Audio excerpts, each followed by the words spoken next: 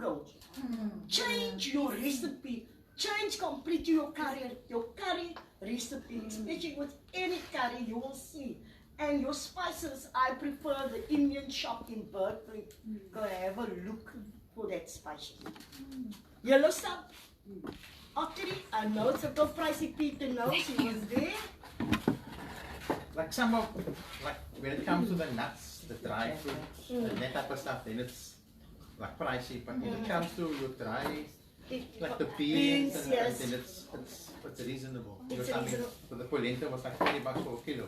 Yes, did you do the polenta? No, Because no. I made the polenta, and polenta you can mix in cheese, dhania, you can chop in polenta. I also want to demonstrate it because I've got polenta at home. Let me see if I can make you guys next week polenta because I actually want to do the fermenting. And polenta is a porridge, it's like a maize meal, it's a yellow maize meal. But you can use it as a side vegetable, you can use it as an omelette, whatever stuff you do, you can use a polenta. But I need to demonstrate you the polenta. And so yeah, basically today we're not gonna have any food, but we're gonna have bran muffins. Please people, you need to excuse me. We're gonna have bran muffins. Is hy op die blare? No. So yeah, and I did, that is Patricia, everybody. Welcome, Patricia. Auntie Patricia made the brand muffins with happy flour. No, Auntie Audrey. Oh, Auntie Audrey. So what's your So, Mary, that's Natasha. Tassie. We call it Tassie. Yes. Natasha. So guys, and Mary. Two Mary. Two Marys. So Natasha, the people you added, did they not come? No, Auntie's busy. So Anthea says she's got something going. She says I can't make it for Tuesday because her child has got like homeschooling or something. And Rashid and Aziz. I don't know why they Because they just got quiet. and Rashida. yeah, they're just on the group. They just I thought they don't. I thought they were interested, but and Anona Auntie said that she won't be able to make it, but she wants to make it. But I think she's just a little bit busy. So yeah, so thank you everybody, and thank you for your time, offering up your time for these classes. So I give it all over to Cindy today. Hello everybody, my name is Cindy. Just so that you know, so you feel a little secure, I have my master's in herbal science. So I do kind of know what I'm talking about. Okay. So today we are going to deal with making your own DIY first aid kit using what you have in the kitchen. Using what you have in your kitchen, because anything can happen, and so you need to have this knowledge to equip yourself and so forth. So I want to start off with Psalm 104 verse 14. It says, God gave herbs for the service of man. So God has given us a herb for every type of ailment. You know, there's a story in the Bible, I think it's King Hezekiah, where God instructed for him to use fig leaves to heal his sore or whatever it was that he had. But there are many of the, and most of Jesus's ministry was about healing. He healed more than he preached. So healing is there. God has provided food to keep our bodies healthy, and he has provided food and herbs so that we can heal whatever our ailments are. And we need to equip ourselves with this knowledge, especially for what is coming. Things are getting very expensive. Food crisis is looming in the rest of the world. There's famine right now, so it's going to hit us sometime. So we need to educate ourselves, you know, firstly on the food gardens, and then also on the herbal remedies and how to use the food gardens to not only create a healthy living lifestyle, but also to heal whatever our ailments are. And then also through the healthy living lifestyle, you can reverse, so to say, lots of your ailments like diabetes and so forth, just by changing your diet and doing different things. And that is what this class is about, and that's what the food gardens is about. So our aim is to educate as many people as possible, because knowledge is power. This also helps you to become sustainable. You know, you don't need to depend on the government, you don't need to depend on other people. You can use this knowledge not only to heal yourself and provide food for your family, but also out of these things can come an entrepreneurial section. So you can learn, you need to think out of the box, see what grabs you and how you can use it to make yourself sustainable. For example, the juicing, the sauerkraut fermenting, you know, there's all these different things that you can use as an avenue to provide food and money and security for yourself, for your home. And we are hoping that this type of concept will trigger the rest of the community, so that people can see they don't need to wait on government and they don't need to live hopeless lives. There's hope, there's future, there's a lot that you can do. You know, God is amazing. He has provided us with all these skills and this knowledge. And so we need to use these opportunities wisely. Okay, so the reasons why mainly we do this, firstly, is because medical aid, healthcare, and everything is very expensive, and majority of us cannot afford it. Even just going to the pharmacy and buying headache tablets, it's expensive, you know. So now we want to show you how to use what you have in your kitchen to help alleviate those problems. Okay, the second thing is that the state hospitals and day hospitals and all of that is inundated. The queues are ridiculous, and once they meet the quota, they turn you away. So some people I heard even go sleep at the day hospital the night before so that they can get a spot, you know, and then they don't even check all your vitals. They just deal with whatever your problem is, which by then is already probably too late.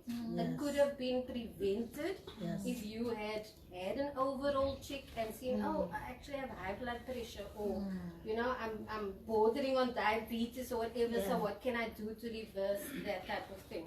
So the state, yes, it is there for you, but the queues, it makes it almost impossible, and it's not really a sustainable concept. So that's also why we want to alleviate that type of problem. And then Western medicine basically is, I won't say like a wonder drug, it's like it just fixes the problem. It just puts a plaster on the problem, but it doesn't heal the problem, you know. And it also has lots of side effects. So like, for example, if you're taking warfarin for your blood to thin and whatever, it has consequences and side effects, and you must take more tablets to counteract that, and you know, so you are constantly living on tablets and things. And then when these things can be reversed, these things can be aided by what you eat and how you apply your medicine through food, because food is medicine technically, and you are what you eat, you are what you consume, you are what you use. And most of our ailments are because of what we eat and our lifestyles. And if we change that, we can be healthier. Okay, so the questions that we first need to ask is, what is the root cause of the problem? Why am I having a headache, for example, you know? It's not just, oh, give me a headache tablet because I have a headache. You need to investigate why the problem is there, so that you can get to the root of the problem, so that you won't have headaches anymore, you know, and you won't have whatever other ailments you'll get because of the root of the problem. So the first thing you need to ask is, why and how did that happen? So you need to become your own body's investigator. You know, you need to see, is it something I ate? Is it something that I did? Is it choices that I'm making? What is causing whatever my ailment is? You need to investigate. And everybody's bodies are different. So, for example, you can party whole night and be fine. But if I party, then I'm like headache, nauseous, backache, everything, you know. So what works for you might not work for me. So you need to listen to your own body. Like herbal remedies also, it has a general working for whatever ailments, but it might not work for you specifically because maybe your body has a different tolerance level, you know. So it is dependent. It might not always work for you, but generally it should be working. Now, if it doesn't work for you, then again you need to ask why. What else can I do? How is it that this is not working? You know, investigate is what you need to be doing. So that in essence you can be your own doctor, test and see what works, what doesn't, and then once you have found what works, then you must now know. Then you can be healthy because now you know what suits you, what doesn't. Some people have very acidic bodies, for example. So lemon water they might not be able to consume a lot of lemon water because their bodies are just generally very acidic, and so that it causes flatulence and all kinds of things. So something that is good might not be good for you, but you need to investigate what works, what doesn't, how can it help you, and so forth. Okay, the main things that God has blessed us with is that we need to be healthy. Nutrition, food, sleep, sunlight, fresh air, and obviously we need to have that communication with God. Because that centers everything, and once we have our relationship with God, it will give us the peace. We will be at peace. So that already also cuts out a lot of issues because lots of problems are brought on through stress and anxiety. And you know, in the Bible it says do not fear 365 times. So every day there's a verse that says do not fear. So we don't need to live in fear and anxiety, and we don't need to have that stress. We just need to have that relationship with God so that we can learn to trust Him and then follow His principles that He gave us through the Bible and so forth, to be healthy, to be sustainable, to help ourselves and others. Okay, so today I'm going to focus on mainly poultices. Poultices is basically like you take a cloth or something and then you put whatever it is you're going to be using in there and you put it on the problem area. That basically is what a poultice is. So that's mainly what I'm going to do today. The first thing I'm going to deal with is onion. How do you spell the Poultices. So, because I have no idea what I've heard and I've also used Sit ze my enige woord. P-O-U-L P-O-U-L-T-I-C-E.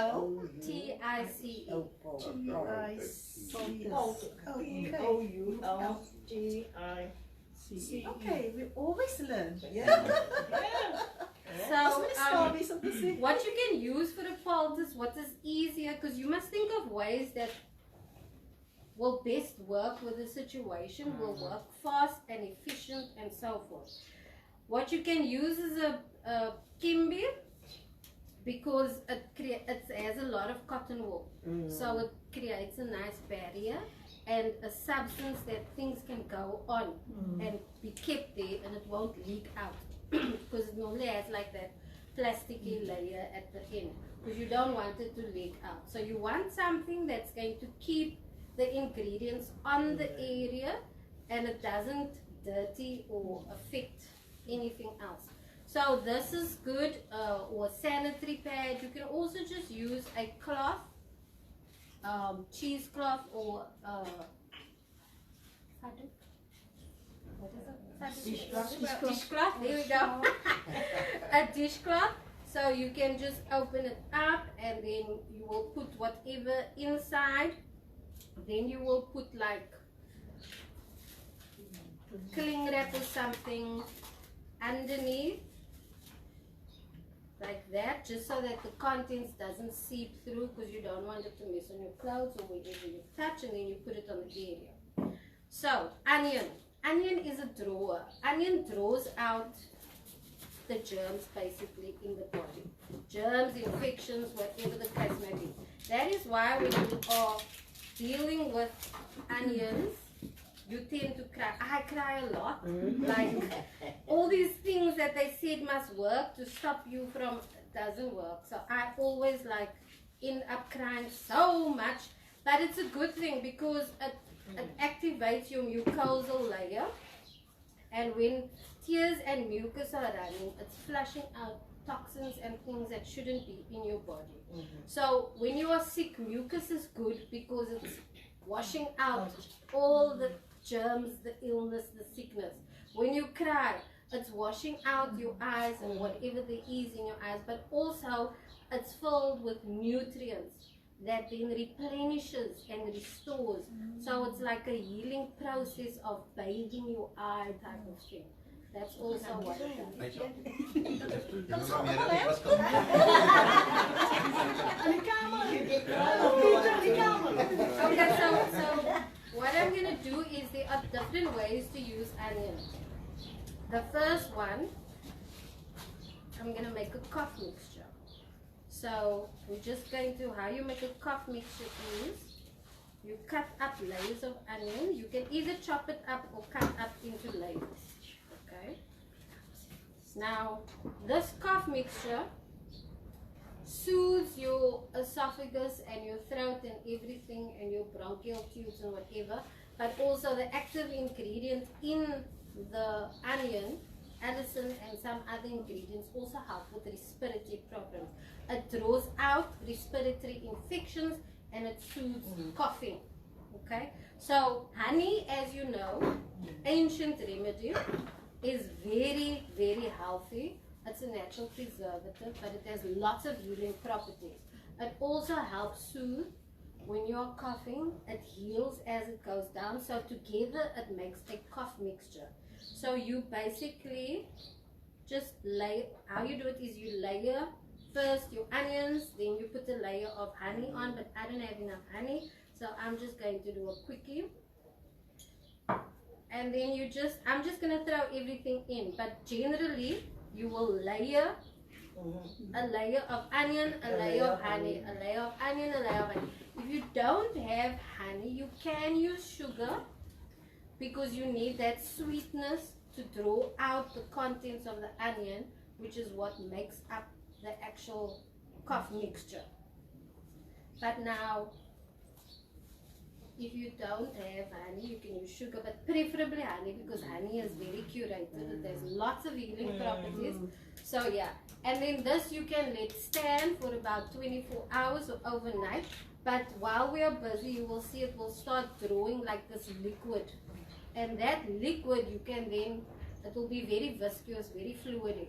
So once you'll see the liquid is very different to how it looks now. So once it's all liquid, then you pour that into another, you can leave it in there, but you pour it into another jar, and then that you can drink as cough mixture 3 times a day. It can even last up to a year in your fridge because the honey is a natural preservative and so forth. Okay. The next thing is that you put onions under your feet. So what you will do is you will make a poultice. Oh, I need a bigger scissor. It's a baby scissor. Okay, so you will slice up the onion and then let's cut this excess away.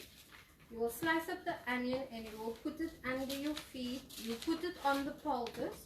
You put it under your feet and you will wrap some of the cling wrap around to create like an airtight barrier. It also creates like a favorable conditions for condensation and moisture and all those things that add to it, and heat, because you also need the heat. And then you put a sock over your foot and you go and sleep. This will draw out all the toxins and the fever and the things in your body. So by the morning, you Yes, will you have this. feel You'll much feel better. much better, but you'll have like this dry piece of onion and you can Onion just throw it away. So all you do is you just put it on like that.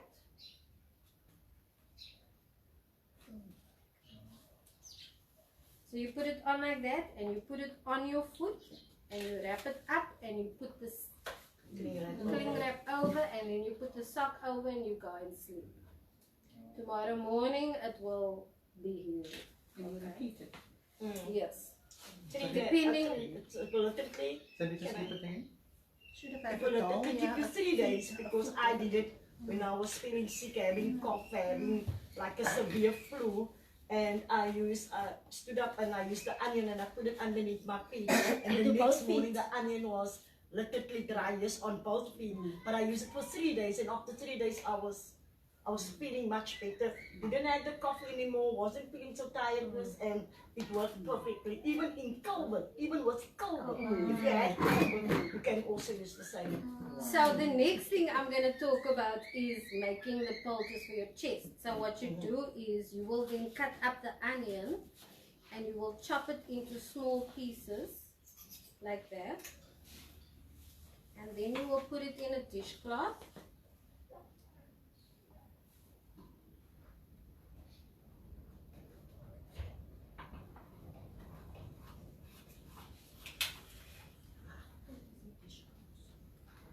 You can use any dishcloth, any cloth. This is cheesecloth, which is preferably used when you are doing this type of thing because it's breathable. But you can use any cloth, any old clothes or whatever to help. So you will do that and you will close it up. You will put it in the microwave for 2 to 3 minutes. So then it's hot. Okay, when it heats up, it releases the actives in the onion. Then you put it on the chest of the person that is coughing. And this then draws out the infection and it breaks up the phlegm in the chest. Okay? Yes, you can. But this is more for a respiratory infection. Asthma is another problem. That is to do with your bronchial. For asthma, you will need to take something that opens up, dilates the lungs. Okay, so then you will put this in the microwave when it's hot, but not too hot. You put it on the chest. This can be reheated for 2 days. So you can use the same one and just reheat it for 2 days, and you just keep on putting it. As soon as it gets cold, you just put it back on, whatever. When my uncle and I had COVID, his cough was, I didn't have a cough, but he had a very, very bad cough. So then we put the onion powders and it really helped his cough so much. What you can also do with the cough is cupping. So, oh, just at the side.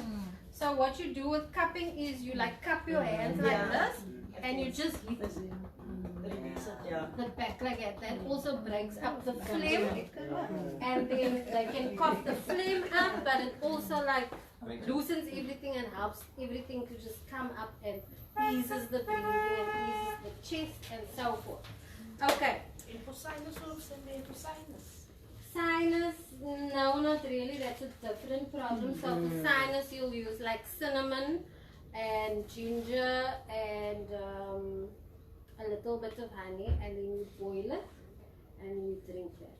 That should help with sinus and some garlic. Okay, so then you put the poultice on the chest. Cinnamon. Yeah, cinnamon.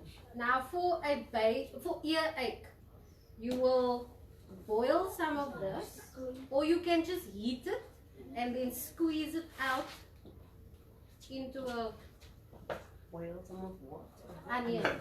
So you boil or you heat the onion in the oven or wherever, it needs to be hot, and then you squeeze out the juice. So that juice you then pour into the ear, and that helps with. Must be cooled down. Yes, it must be cool. Yes, you need to monitor. Some people can stand different heat. You don't need to boil it, but you can just heat it in the microwave, the oven, steam it, whatever, as long as it's hot, because when it's hot, then you can squeeze the juice out, and then you pour it into the ear. That helps with ear infection. Wow. Oh, you say boil, not, it's actually not boil because Not boil. boil. It doesn't matter as long as you just whatever way you want to get the juice, whether it's through boiling or it's through just heating and Microwave. squeezing out. If you boil it in the salt, it will be in the water then. Yes, it will be in the water, so you can then just use that and yeah.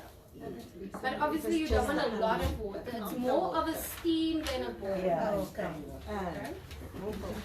Right. Then the next thing is garlic. Wow.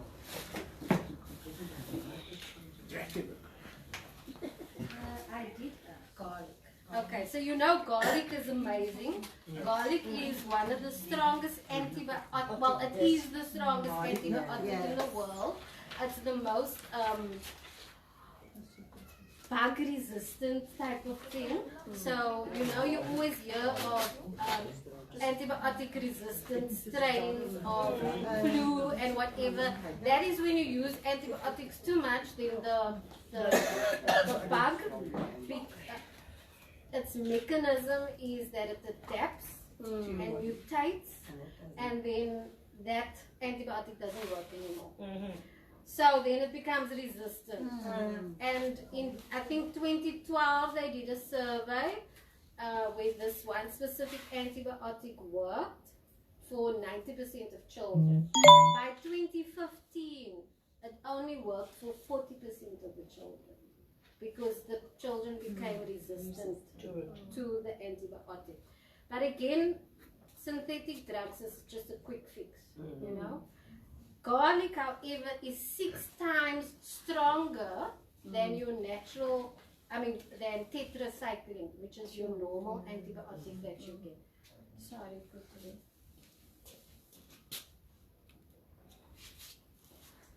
So it's 6 times stronger.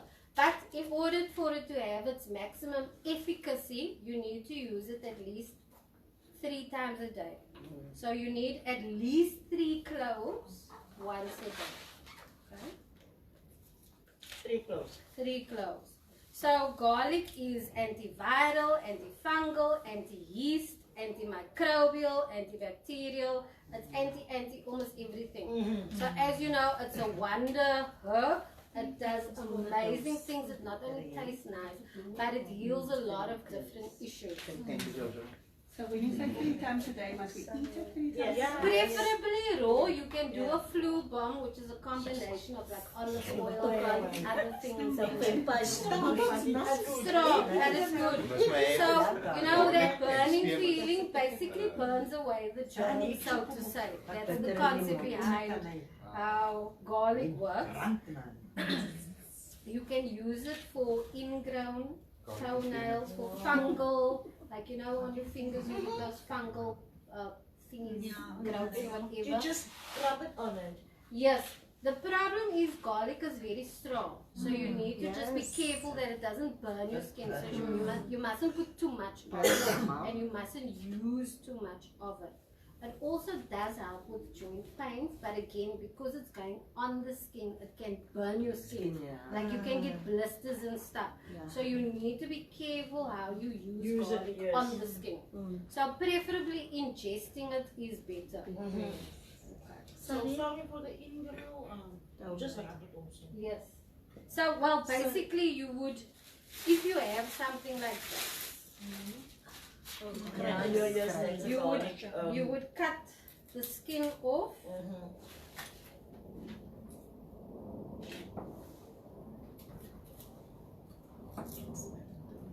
Cut the skin off, put that in there, and then crush it.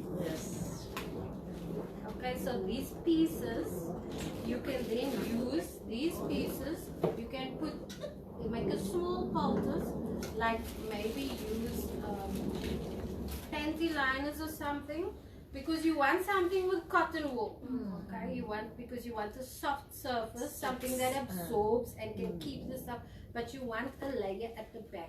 So you're not going to take this off, you're going to keep it on there. If it's a finger, you just cut it, This is what I used when my fingers got burned. So I just put the little concoction on and I put it around my finger and it healed. It worked amazingly. So you would use a small piece like this and you would put some of the garlic on,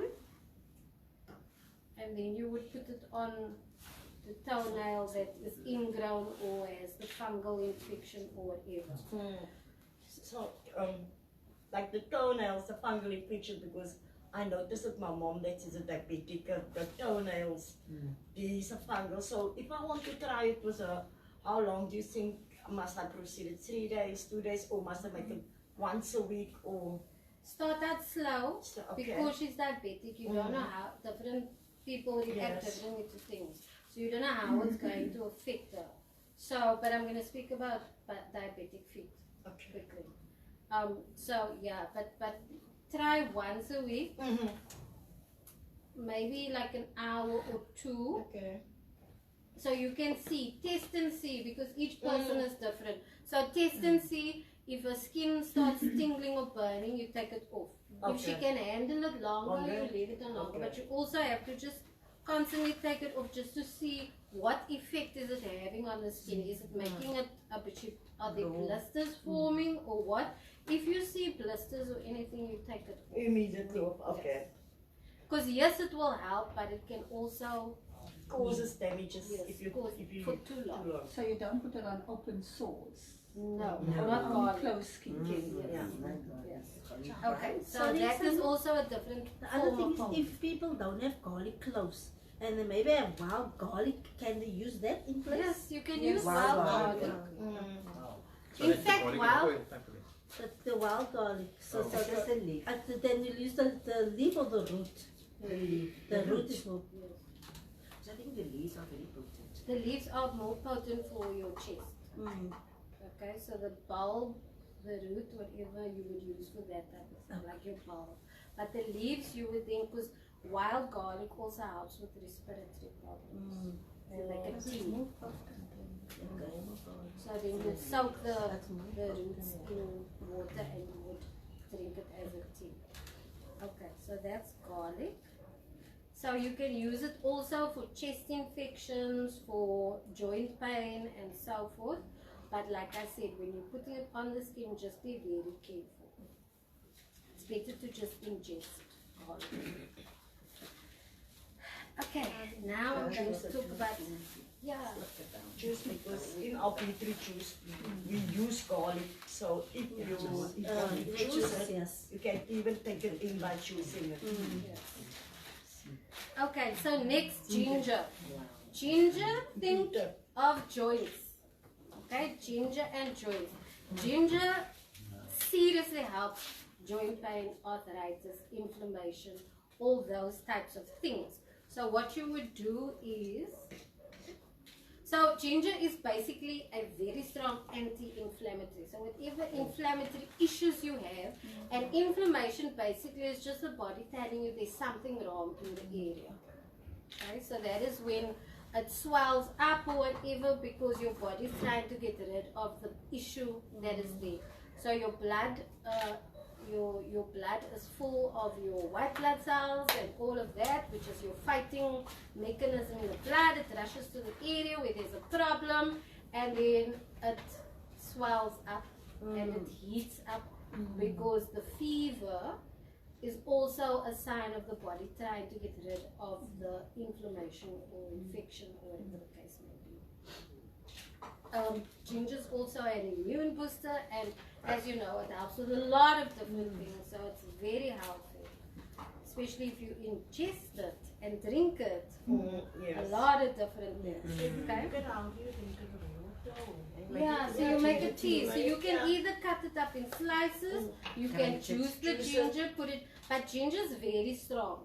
So not every, I know Peter loves to ginger everything, but you have to see what your palate can handle. You know, there is no limit to how much ginger you can use, but it depends on your palate. Because it gives you a feeling like like when I take ginger a lot with a strong taste, then you feel your body heat up. Yes, It's so like your if, body heats yes, up. so if you are cold in Yeah, winter or just whatever, like So, Rachel, you just drink ginger tea, or if you feel a cold coming on or something, because that ginger creates that heat.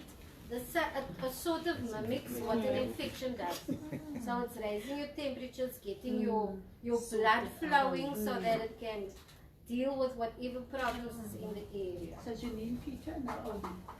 Rachel, let's Obi so we can use ginger. No, today it's only natural things. I love the ginger tea. I will let it okay. Well, Yes, that's what that's she what you just mean. The ginger tea and the herbs. So, Yeah. so you would, let's make a small poultice again. Okay. If you have joint problems, we would grate the ginger.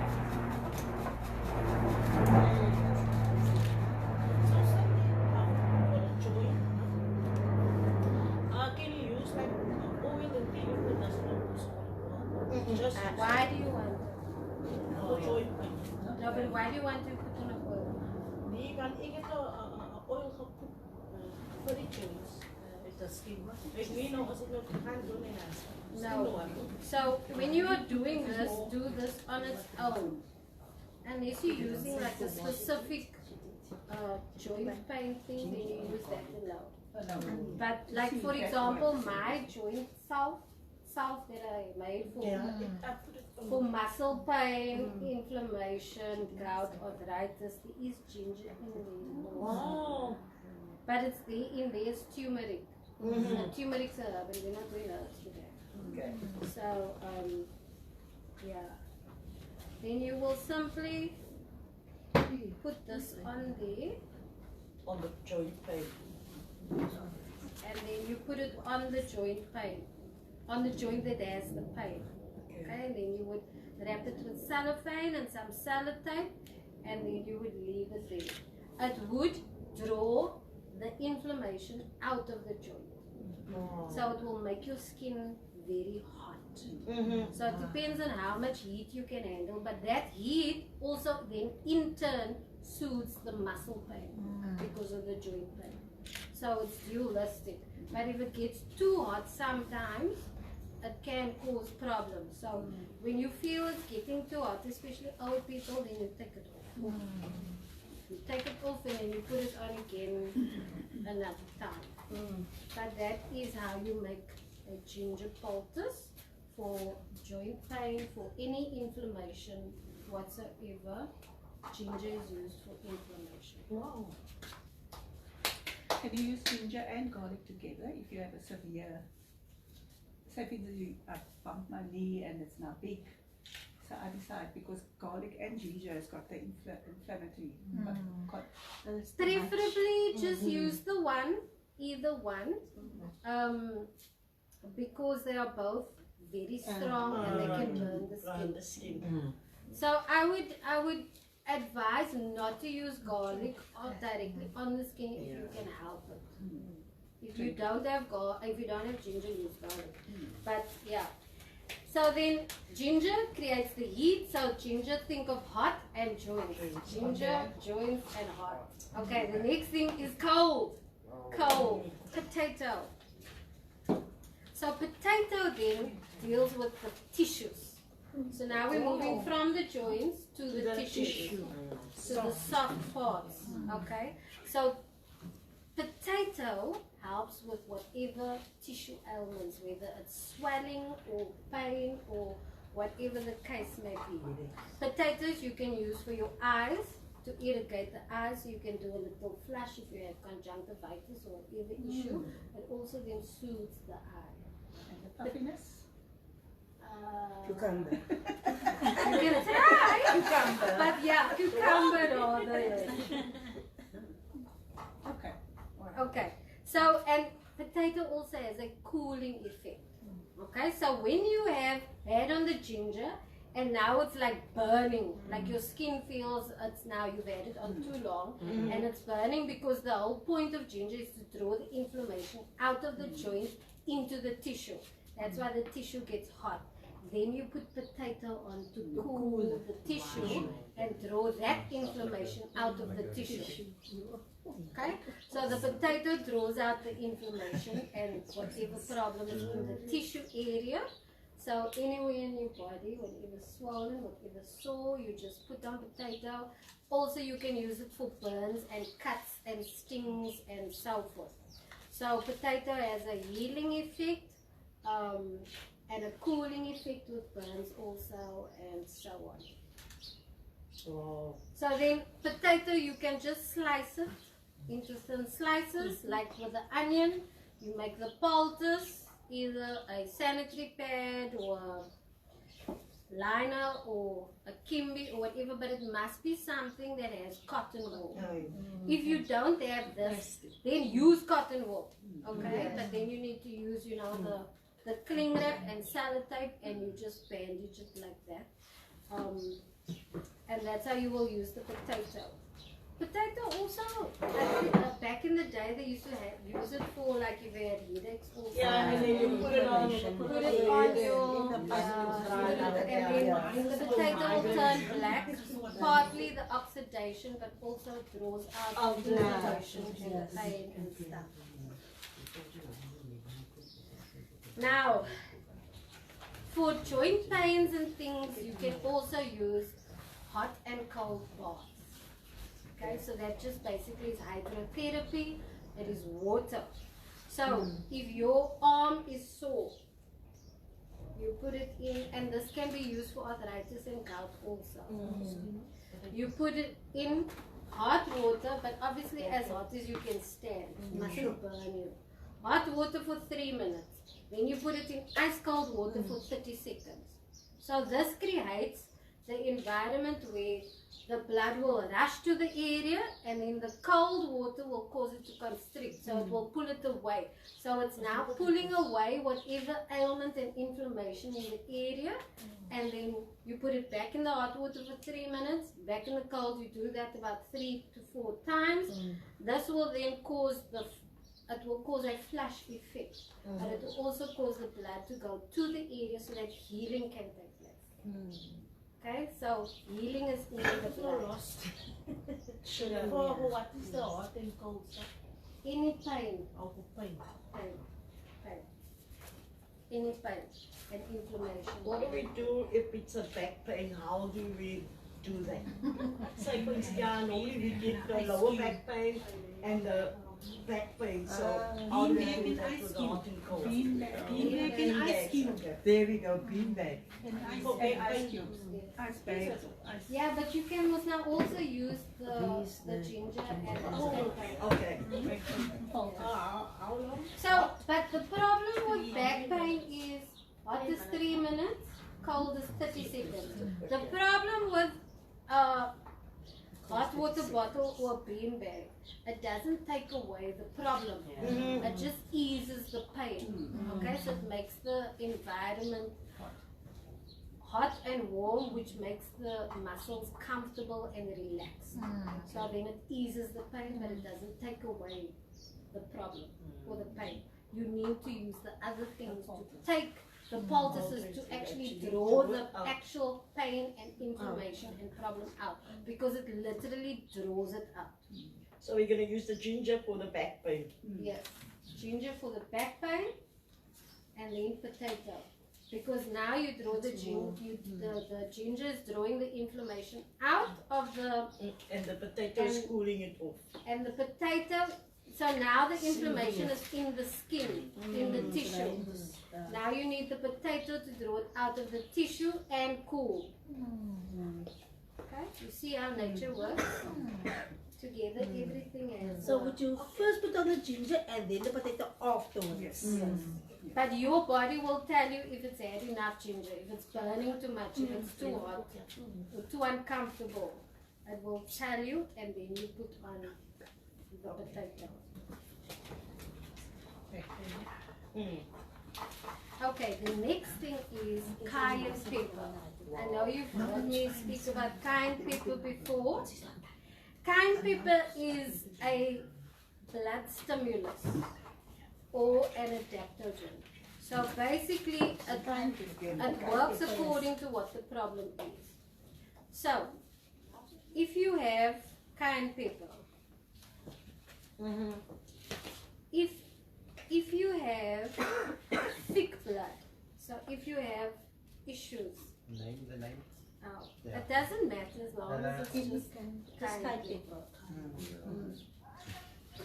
Okay, so if you have high blood, drink water with a dash of cayenne pepper in it. This will thin your blood. Try and get off warfarin and try and move to cayenne pepper. No, If you got are really blood on a clots. blood thinner, won't that be too much to take that? No, so like I said, it's an adaptogen. Mm. So if your blood is thin, Mm. it then reverses the action to become a coagulant. So for example, if you have a cut and you're bleeding profusely, Yeah, you put on- some cayenne pepper, not too much because it can burn, burn. but put some on and it will then clot the blood. So it works to whatever the situation is. If your blood is too thick, it will thin it. If it's too thin, it will coagulate, basically. So it's an adaptogen. There was a story of this people at this workshop, and then the lady turned white, and then she started having a heart attack. And so all they did was they put a little bit of cayenne pepper under her tongue and a little bit of water, and then she woke up like nothing happened. So as soon as you see someone is going into distress from a heart attack or something, give them a glass of water with cayenne pepper in. It can reverse the whole situation, the whole effect. It's amazing. Okay. So also to stop blood, cayenne pepper. Cayenne pepper, try and have it always with you. Use fresh pepper. No, no. The different peppers have different Yes, actions. yes, it's got different. So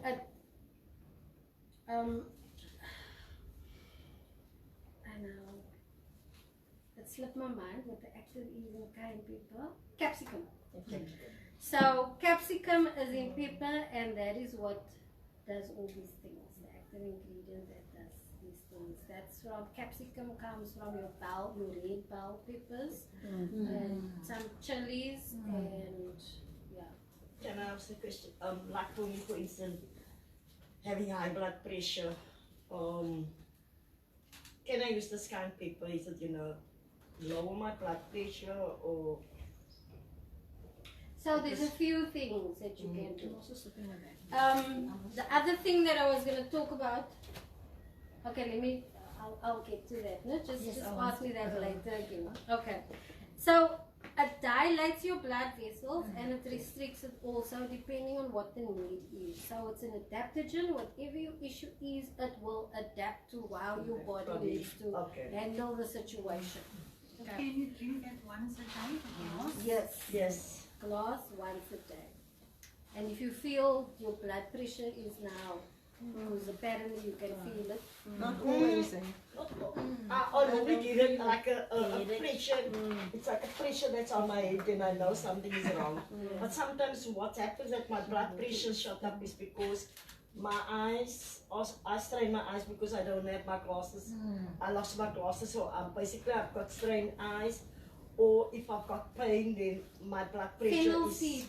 always high. Soak fennel seeds, drink it, and also just do a irrigation with your eyes. With my eyes. As restorative. I've got I my think fennel I'll seeds be at able home. Seeds. Okay, great, awesome. Now the diabetic feet. It's normally cold because the blood circulation can't get there. To put cold feet, diabetic feet into hot water, you can damage the blood vessels, you can damage the tissue in the skin. Fennel seeds. So, what you need to do is make another poultice, put some olive oil on, and then you sprinkle cayenne pepper over it, and you put it under the feet.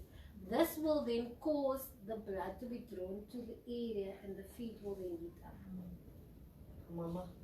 And then you can put it into water, hot water if you want to.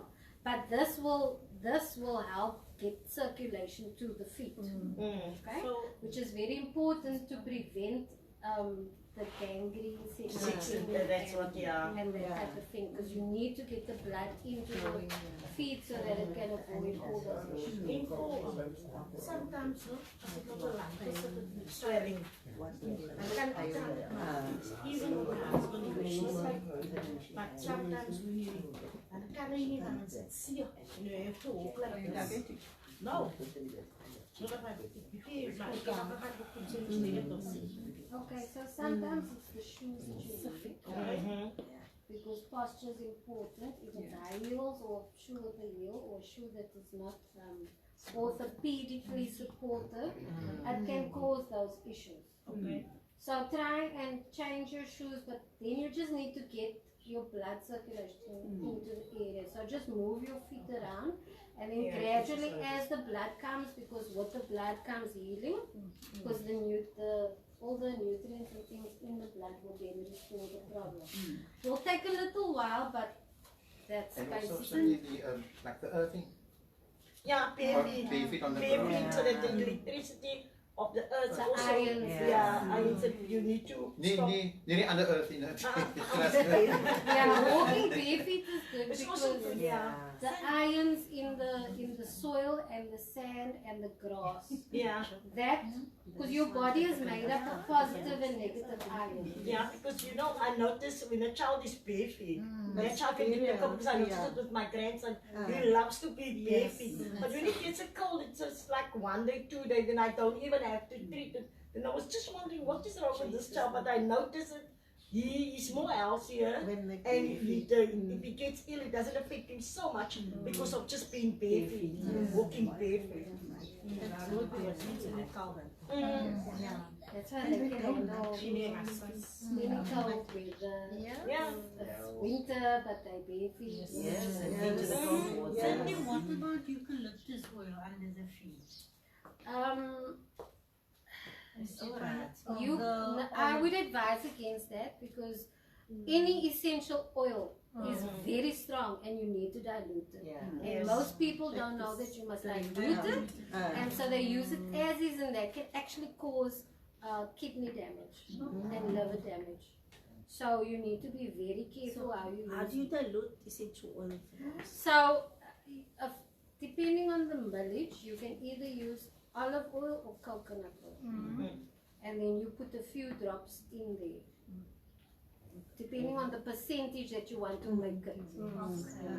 So then you would put a few drops in there, and then you use that and put it on.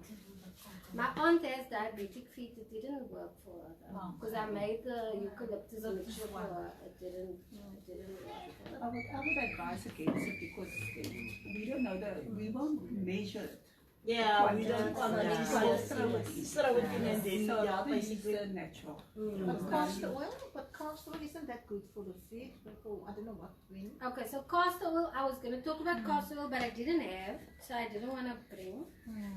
Castor oil is amazing. Castor oil, you make a poultice, you lather it with castor oil as much as possible, and you put it on whatever affected area.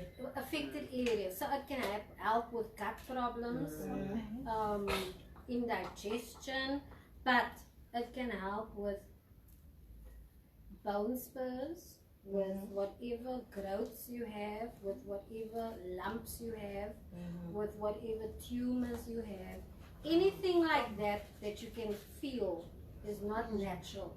Put castor oil on. It breaks it down, but you have to use it, and scar tissue also. So, how do you diagnose diabetic feet? How would you really know? when it pains. Only when, but now there's different kinds of pains, because I get it all the time. Then you probably have I that. know I'm heavily diabetic. I'm Okay. insulin and tablet dependent.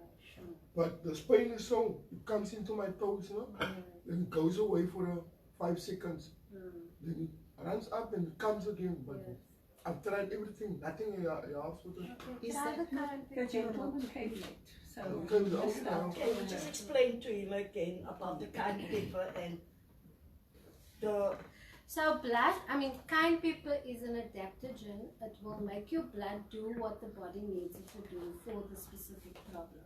So with diabetic feet, because there's no circulation, this lack of circulation is the problem that causes the pain and whatever else. You need to make a poultice. You put some olive oil on, and because that will make the cayenne pepper stick on the surface. And then you throw cayenne pepper on and you put it under the feet. The feet will then start getting hot. Don't put it in hot water because that can damage your blood vessels and your tissue and everything. So once you start feeling that it's getting hot, because it will draw the blood and the inflammation process, because there's a problem in the feet. So then inflammation process is just the heat basically. So, or the fever. So then it will start getting hot because then circulation will start happening. Then you can put it in hot water once your feet is hot. Then you can put it in hot water to soothe it and whatever else you throw in the water and so forth. But you need to soak your feet as often as possible. But try and do this because that can also help whatever the problem. Because one thing I've seen, when my feet is too hot, then the pain comes. Too hot. Yes, when my feet, I keep it under the blankets. It's, you know, so that is. But do you also elevate your feet? No, I do that. I do that. Then only when I get out of bed and stand with a bare feet on the cold, then it gets better. Now you see, you have to listen to your body because your body will also say what it needs, and not the same thing works for everybody. So if cold works for you and your feet is paining, then You need to, do a cold. So I just want to ask now also, is it maybe are you sleeping with socks or not socks? No. Oh no, okay. No. I think it's a tablet also has it, that reverse effect. So it helps something, but it has an effect, a side effect, which could cause the feet giving that problem. So sometimes it's a. I've been on Tramadol and pain tablets for Tramadol is not good. years No, now. no, But your liver and your kidneys might. No, but I will go for test and it's okay. I just went for a 6-month break blood. and everything is, You're lucky. yeah. Okay, so cayenne pepper can also be used for chemo. The side effects of chemo. You can also drink some cayenne pepper to help with the side effects. Okay, so remember the last time I was talking about water. Okay, so water, your body is 80% water. All your cells and all the functions in your body need water in order to happen. Okay, so you need water. Drinking a lot of water is not necessarily going to solve the problem. Because of our lifestyles, the stuff that we eat and drink or whatever, we dehydrate our bodies. So what happens when dehydration sets in is, for example, coffee. Coffee dehydrates. Dehydrate means it draws water out. So now your cells, it's drawing the water out of your cells, but your cells need the water to function. So it forms a protective layer, because normally your cells are permeable. That means things can come through and go out as it needs. So in order for the cell process to work, the nutrients need to come in from your food and your water and whatever. It need to come into the cell so that the cell can then do its activity and start working and do what it needs to do, because each cell does a different thing. But now when it becomes dehydrated, it forms like a protective layer around the cell. And this is when the nutrients have trouble getting in, nutrients and water have trouble getting into the cell. So that forcing in puts pressure on the environment, which then puts pressure on the blood. That is where high blood normally starts. That's through your diet, because you are technically dehydrated. So now the pressure that is being caused by your cell action is causing your blood to rise, because pressure, high blood the whole concept. So what reverses the process is if you use, well, basically your body needs those nutrients to get in the cell. So the way to get that or to reverse that process is by using Himalayan salt. Now normal table salt only has 2 minerals, but together they are toxic. And that also causes dehydration and all kinds of problems, which is the whole high blood concept, okay, which I just explained. So that's why salt causes high blood, because it's the actual dehydration process. So now, when you drink Himalayan salt, there are 84 minerals in Himalayan salt. And those 84 minerals versus the 2 minerals is what your body really needs in order to do its processes. And yes, those minerals are found in your food, but not at that big quantity.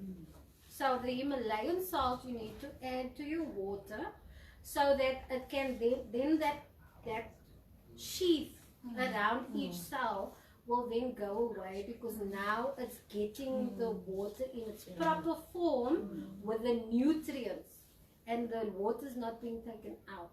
So now your cells can start functioning properly, and then you will see all other things in your body will start running better, more smoothly. So you'll start feeling a little healthier, and then your body will retain water. So even though you will drink a lot of water, you won't go pee so much, because your body's now using the water, which actually is what it's supposed to do. Wow.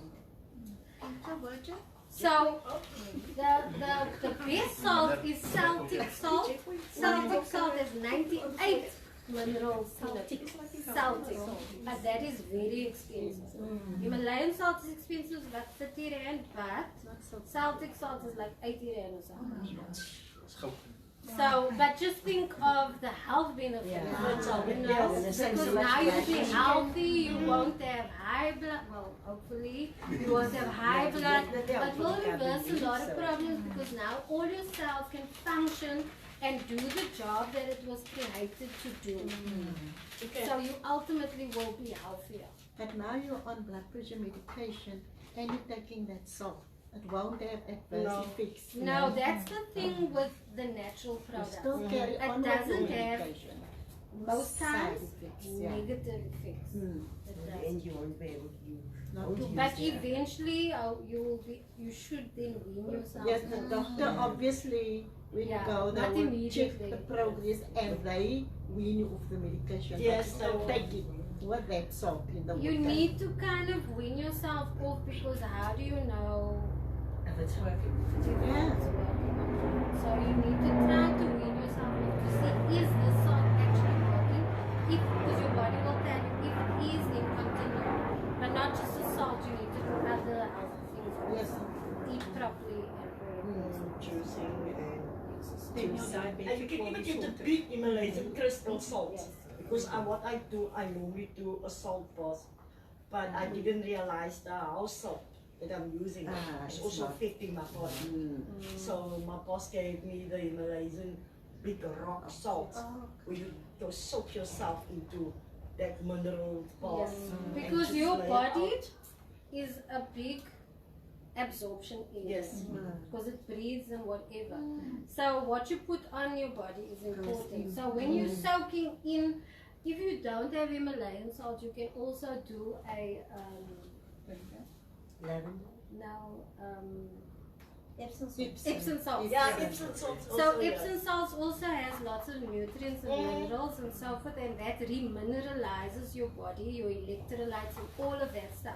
So you can do a salt bath, and that will also absorb all Yes. the nutrients into your body. Because some people Why? don't like drinking water, so try and get it in And then I there. ask, why is it so much? So I got, is it right? Probably because of all the tablets you No, I on. got and So they try to they do give a- me tablets, they give me tablets, so is it, but doesn't seem to work. Yeah, you need to try to change your diet. Try to start eating the healthy stuff, but put a castor oil poultice on your And stomach. only healthy stuff, Now, beans and stuff, but like, the castor oil, you can use that 24/7 for as long as the problem is. It will slowly reach into your skin and break down whatever that problem is. So for this lady was saying she'd been in an accident, but she thought it was healed. Then years later, she did something and then suddenly she had this pain in her knee. And she couldn't understand why, because she didn't do anything. But then she went to a physio and they had said it's trauma from a previous injury which caused scar tissue and I don't know what else. So she just simply made a castor oil poultice and she wore it for 3 weeks, day and night. And by the 3rd week, it was completely healed and gone. That is something. If people don't have castor oil, but they have the plant, the castor oil plant, can they maybe warm that leaves up like they used to do, and then just put it on the affected area? Can they do that? Yeah. Because I see the olieblad was not what they Oh, skin. is- Skin is Oh, yeah, you know. olieblad.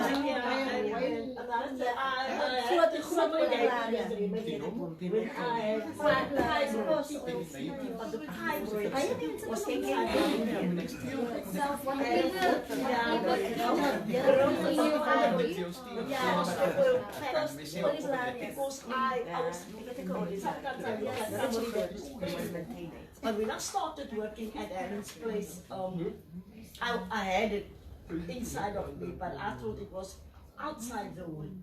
So I wanted to, so this one lady that's also doing this nutrition stuff, and when she heard that I already organized the operation, so when she came to me, she said to me, Benjamin, you should have first consider and find out and Google and see, because I didn't need to have a hysterectomy, which I could have just avoid it and do the cost of it.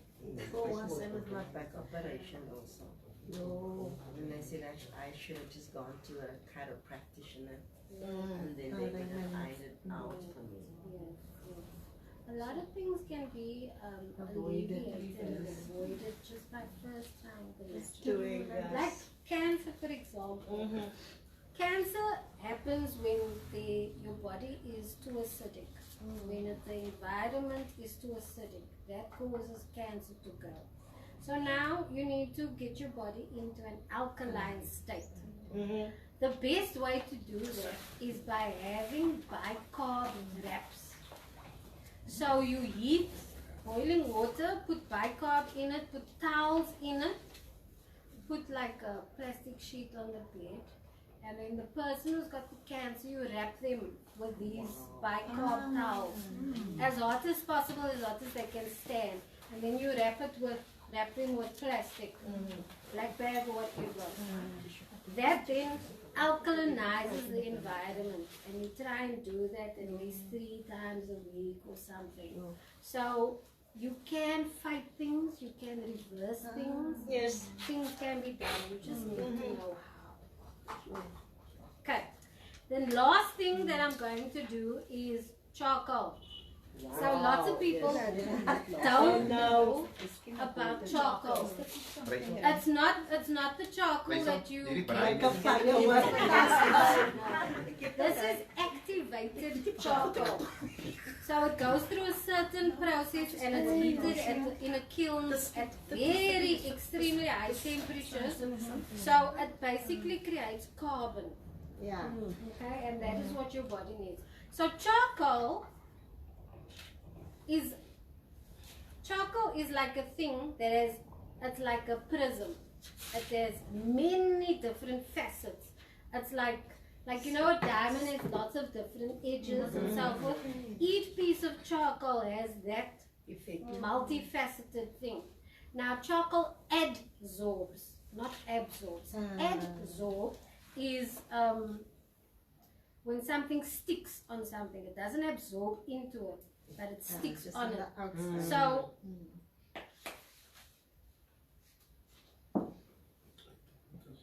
this stickiness, we would call that adsorb.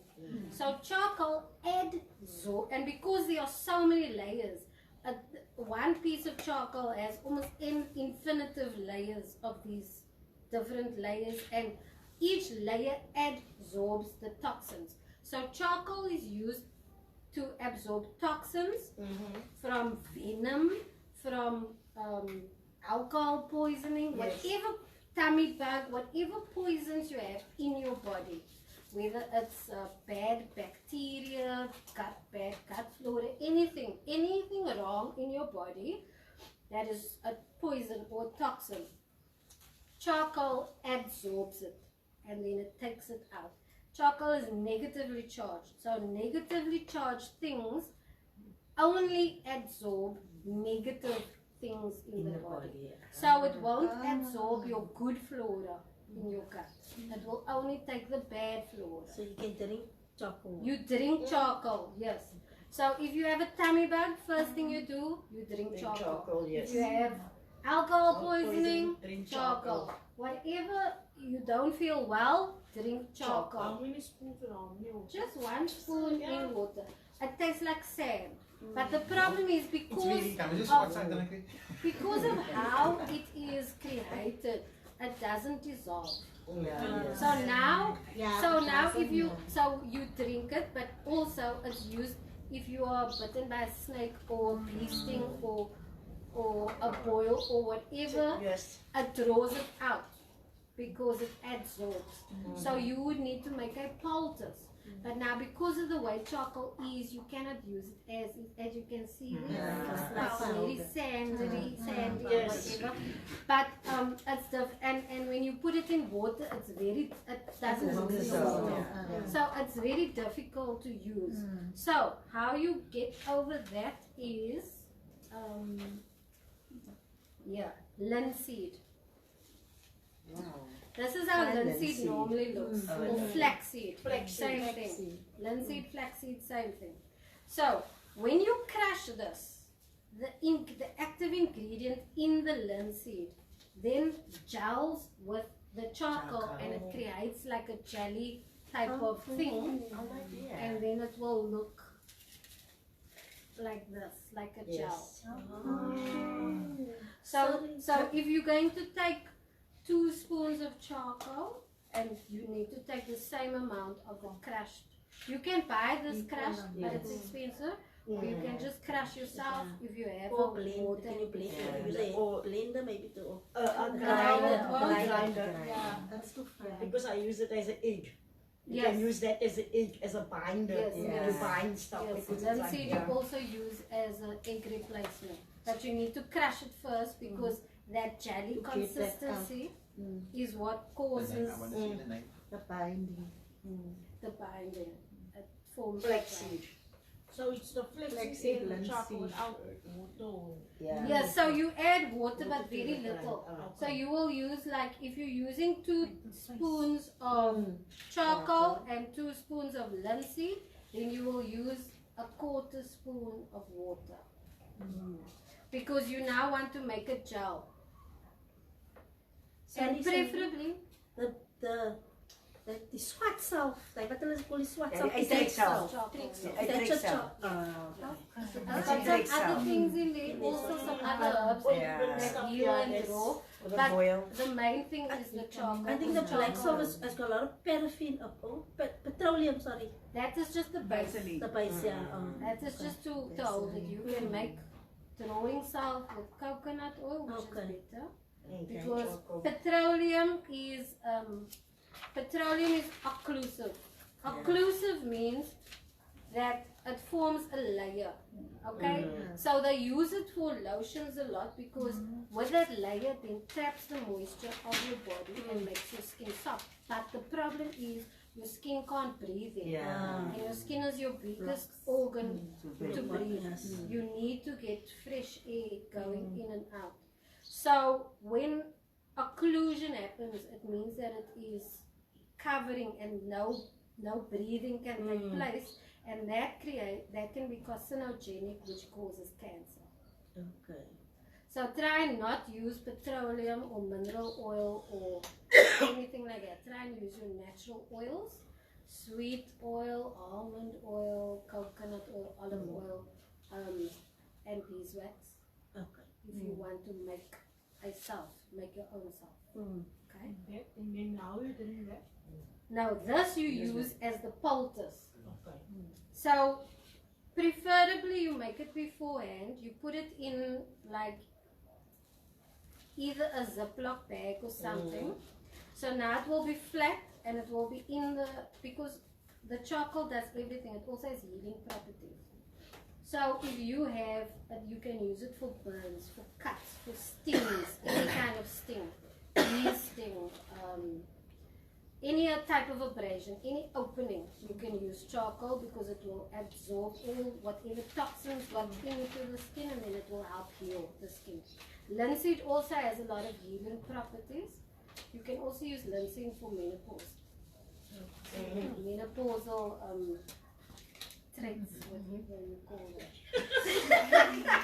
Okay, now we use it because You can drink Ellen made me a mixture of Make a cinnamon smoothie. and Yeah. powders for the menopause. Yeah, add it with whatever other Other things stuff that- have okay. properties that help with menopause or on its own. So that's what you can do. So now, for example, you will whatever amount of charcoal you take the same amount of the crushed linseed, and then you take a quarter of the water of that mixture. And then it will make like a jelly mixture like this, which will be easy to use because charcoal is just a mess to work with. And then you put it in here and you put it in the fridge. So if you have a cut or a burn or a scrape or you're bitten by whatever, you're not going to eat. This is for topical use on the body. This you don't otherwise ingest it if you have a toxin inside that you want to work out. But this you use topically. So you will make a poultice. So now you put this in your freezer for whenever that. But you can use it immediately also. But just try and be prepared for whatever happens. You put So- it in the fridge or the freezer? Freezer. So in the freezer, now your child comes and they have a bee sting. So you cut a small piece. And you put it on the skin. It's very messy. And then you will just take the top layer off. Okay. Cut the edges off here.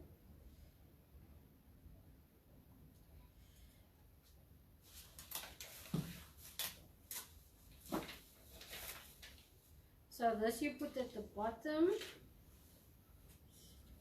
And then you take the top layer off. And then you put this onto the wall. Okay, and then you can just bandage it up if you want to, but this is just, you put sellotape whatever on so that it sticks onto and stays on the wound, and then whatever you need to do to make it not. But this is the most, okay, I used too small a piece, and this is warm now. So normally when you take it, when you take it out will of the be freezer, freeze. it will be hard. Yeah. So then this won't happen, and then you put it directly onto the bee sting, and then it will heal. Bee sting cut And that's how you make a charcoal poultice. chocolate. They give it to overdose. Yes. If you had an Alcohol overdose. poisoning, it absorbs all Drugs. the alcohol, Yeah. drug poison, drug Pumping overdose, in any the stomach. overdose, you Feel drink the stomach. you drink copious amounts of charcoal. Yes. Add To add, yeah, to. Yes, And it's also very my mixy. the tummy bug, and I got Helen, and so. Yes, my hands is It's helping. all I will clean it for you. And that is how to make your own DIY first aid kit using what is in the kitchen. Vegetables. The next one I will do will be on herbs from the garden. But most of these things will be in your garden and the other things are in your kitchen. Always try and help. This is 30 rand. Always try and get The skin, the skin. I'm going to keep like the skin, yeah. I'm going to try to get flaxseed by the skin. And Douglas is also cheap Yellow with sap. the Yellow sap, it's got flaxseed. with apple cider vinegar. The skin is also the cheapest. Yeah, and we're going to make our own apple cider vinegar. Okay, so that is it. Any questions? Oh, and this is peppermint oil. So I make a little concoction. Peppermint oil dilates the blood vessels. So if you have a migraine or a headache or whatever However, you take some peppermint, but you have to dilute peppermint oil. Yes. Any essential Because oil, it's very you strong. dilute it. It's very strong. So you diluted what? Oil, olive oil. Olive oil, Coconut coconut. oil. So this is a little bit of rose water, Okay. and then a little bit of olive oil, and then a few drops of peppermint, and the rest is normal water. Did you use the peppermint water, okay. oil? Essential oil. Essential oil. Oh, because I use also peppermint oil for making my food, but that one is an organic one. It's like in a small bottle that you also can use for headaches and so on. It's not like a, I can't say it's an oil, but you can use it in food also. But just So remember, use it in any cake. oil, it's very concentrated, so you can only use it one Like or few two drops. drops. I only use 5 drops for a big cake. Ingesting it, you can damage your liver and kidneys. So we can dilute. So you must always dilute it. Yeah. Other oil. Olive oil. Yeah. Olive oil Coconut or any oil. Olive Oh, oil. any oil. Yes, yes. Or coconut oil. I use a little bit of rose water because it's an astringent and it also helps dilute. So to make it, you Coconut use oil will turn peppermint hard when oil. it gets cold. Yes, So but you if must it's just rub it. warm it, Yeah, so yeah. then you have to warm it before you. Yes, that's the thing that's the problem with coconut Can you oil. just say that ingredients again? Okay, so it's a dash of rose water, Okay. a little bit of coconut oil or olive oil, 2 or 3 drops of peppermint essential oil, and the rest is water, normal water. And then you roll it on your temples and across here, and And If you- if you have the a quantity, bean that's the make, how much was this it? is 23 ml, no 12 ml. I 12 think. 12. Yeah, so. And then this is just a little bean bag. You heat it and you put it on, and then that should help with the headache. So it's a dash of rose water Fill the rest up with water. You don't need to use rose water if you don't have. Rose water isn't expensive. It also has lots of properties, healthy benefits. And it smells nice, but you don't need to use rose water. You just need to use an oil that is to dilute the essential oil. So you need to use oil to dilute the essential oil, and then Yeah, you because put it's water. the oil, the peppermint oil is very strong. It's very strong. Because You even can if I smell work that's with like it and I 3 drops. taste it, it's potent. So if you use that peppermint oil, Smell it from it's here. basically 2 drops. Now that's different, but I mean you can use that also. But it has to be the organic one. Yeah. Because I use the organic food essential oil. That's what I'm using the candy. I want to